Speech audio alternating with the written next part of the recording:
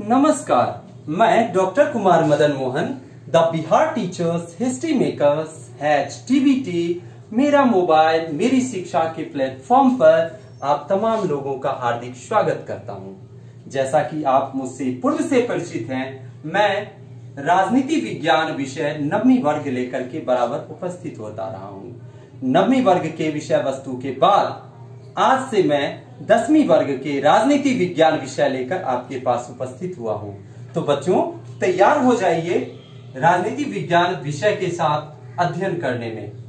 जी हाँ, जहां हमने 9वीं क्लास में राजनीति विज्ञान के, लोकतंत्र के, शासन पद्धति के सैद्धांतिक पक्षों के बारे में जानकारी प्राप्त की, वही हम 10वीं वर्ग में इसके व्यावहारिक पक्ष के बारे में विस्तार से चर्चा करेंगे। बहुत आनंद आएगा क्योंकि यह व्यावहारिक पक्ष है, व्यावहारिक स्थिति है।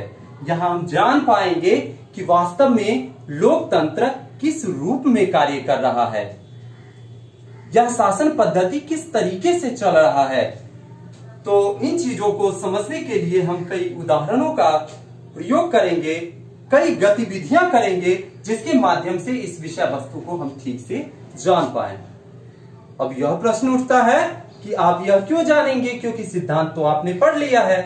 तो ये जानना आपके लिए बच्चों बहुत जरूरी है, क्योंकि अभी आप 10वीं कक्षा में हैं और कुछ ही दिनों के बाद आप 18वीं पार करेंगे, यानी 18 वर्ष से अधिक उम्र के होंगे। और जैसे ही आपका उम्र 18 से ऊपर होगा, आपको वोट देने का अधिकार मिल जाएगा, यानी आप सक्षम हो पाएंगे अपने जनप्रतिनिधियों को चुनने में के लिए। सत्ता में आपकी भागीदारी सुनिश्चित हो जाएगी। और उस समय अगर आप राजनीति विज्ञान के अंदर के व्यावहारिक बातों को नहीं जानेंगे, तो फिर आप ये कैसे जज कर पाएंगे कि किस व्यक्ति को हम अपने प्रतिनिधि के रूप में चुने और किसको नहीं चुने। तो इसलिए गंभीरता से, रोचकता से इस विषय वस्तु को जानिए और इसको जानने के बाद अपने अंदर एक ऐसी क्षमता जगाइए कि आप क्या सही है, क्या गलत है, कौन व्यक्ति अच्छा है, कौन हमारे भले के लिए काम कर सकता है, किसे सत्ता में आना चाहिए, किसे सत्ता से बाहर करना है। इन सारी बातों को ठीक से आप जान सके, उन विषय वस्तुओं को समझ सके। तो है ना आपके लिए जरूरी। तो चलिए हम चलते हैं 10वीं क्लास के पहले चैप्टर की तरफ। पहला चैप्टर है लोकतंत्र में सत्ता की भागीदारी। हम जैसा कि 9वीं क्लास में पढ़े हैं कि हमारे देश में लोकतंत्रात्मक शासन व्यवस्था है। तो इस लोकतंत्रात्मक शासन व्यवस्था में सत्ता की किस तरीके से भागीदारी हो सकती है। सत्ता अर्थात सरकार, शासन तंत्र किस तरीके से लोकतंत्र में अपनी भागीदारी सुनिश्चित करता है। क्या वो सकारात्मक तरीका है, नकारात्मक है, क्या सुधार होना चाहिए, इसके विभिन्न पहलुओं का हम अध्ययन करेंगे।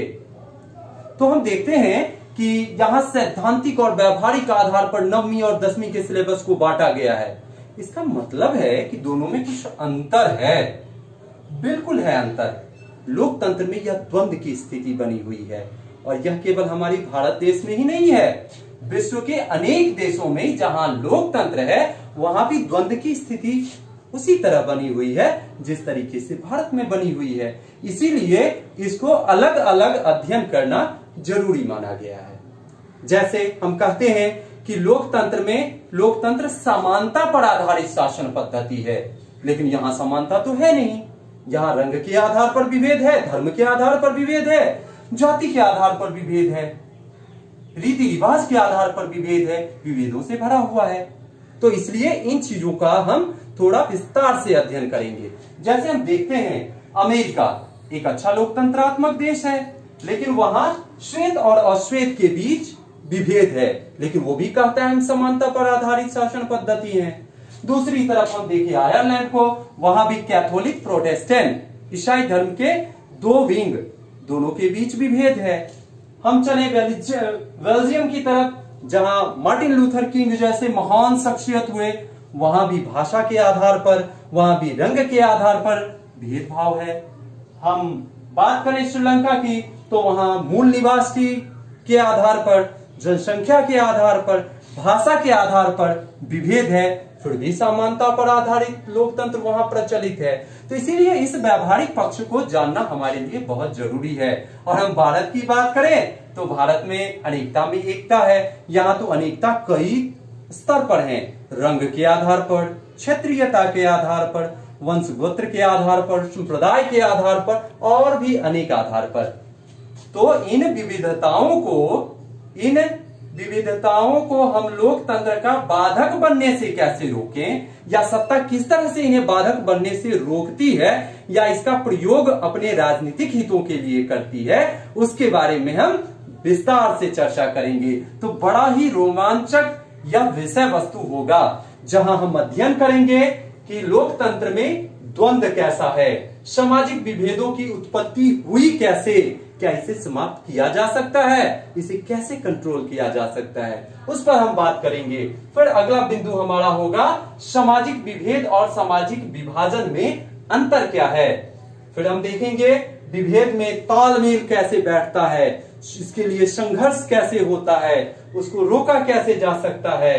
अगला हमारा विषय वस्तु होगा विभेदों का राजनीतिक क्या प्रभाव पड़ता है और विभेदों की राजनीति का क्या प्रभाव पड़ता है। इन सारे विषय वस्तु को लेकर के हम पहले अध्याय में आगे बढ़ेंगे और हम लोकतंत्र के व्यावहारिक पक्षों का, व्यावहारिक पहलुओं का गहराई से अध्ययन करेंगे।